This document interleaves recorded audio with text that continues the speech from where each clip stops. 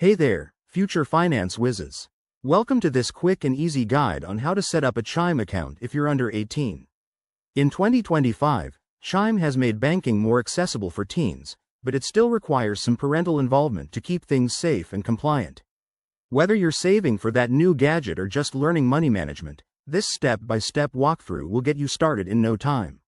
Let's dive right in. First things first, you need to understand the basics. Chime is a popular mobile banking app that offers no-fee checking and savings accounts, perfect for young users. However, if you're under 18, you'll need a parent or guardian to help out due to age restrictions. Start by talking to them about why you want a Chime account. It could be for building credit or tracking allowances. Step 1. Download the Chime app from the App Store or Google Play Store on your phone. It's free and straightforward. Once installed, open the app and look for the Sign Up button. You'll be prompted to enter your basic info like your name, email, and phone number. But here's the key part. As a minor, the app will detect your age and ask for parental consent. Step 2. Have your parent or guardian create their own Chime account or log in if they already have one. They might need to verify your details and provide approval through the app. This could involve them linking their bank account or confirming your identity.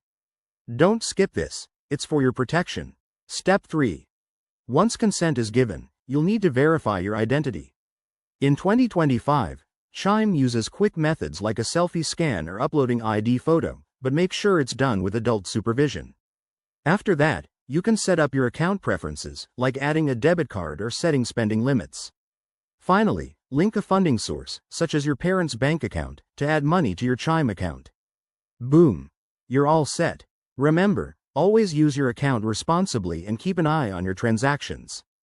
Thanks for watching. If this helped, hit that like button and subscribe for more tech and finance tips. Stay smart and see you in the next video.